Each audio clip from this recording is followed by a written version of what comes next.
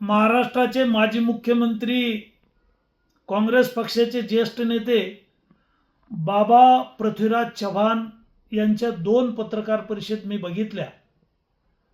बाबा पृथ्वीराज चव्हाण म्हणाले, 7 मे रोजी पाकिस्तानमध्ये भारताचे विमानं पाकिस्तानी लष्करानं पाडले.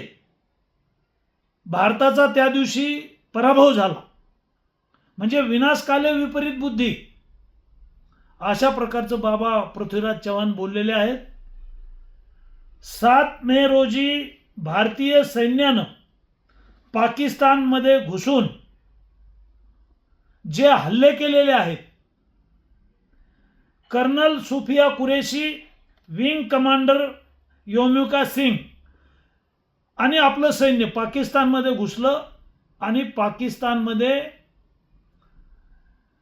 9 अतिरेक्यांचे अड्डे उद्ध्वस्त केलेले आहेत. पाकिस्तानला चारी मुंड्याचीत केलेला आहे. बाबा पृथ्वीराज चव्हाण दुसऱ्या प्रेसमध्ये म्हणाले, देशाचे पंतप्रधान नरेंद्र मोदीजी हे बदलणार आहेत. 19 तारखेला प्रधानमंत्री दुसरे होणार आहेत. म्हणजे मोदीजींना 5 वर्षाकरता 140 कोटी जनतेने निवडून दिलंय. सरकार चांगलं काम करत आहे. या देशाला महासत्ता करण्याचं स्वप्न मोदीजींचं आहे आणि पंतप्रधान बदलण्याचं भाकीत आमचे बाबा पृथ्वीराज चव्हाण करतात. भारत पाकिस्तानच्या युद्धामध्ये भारताचे विमानं पाडले असं म्हणतायत. ही पाकिस्तानची भाषा बोलतायत. पाकिस्तानचा एजंट असल्यासारखं बाबा पृथ्वीराज चव्हाण बोलतायत. यांच्या डोक्यावर परिणाम झाला आहे का? यांचं मानसिक संतुलन बिघडलं आहे का? रात्री नशापाणी करून हे बोलतायत का?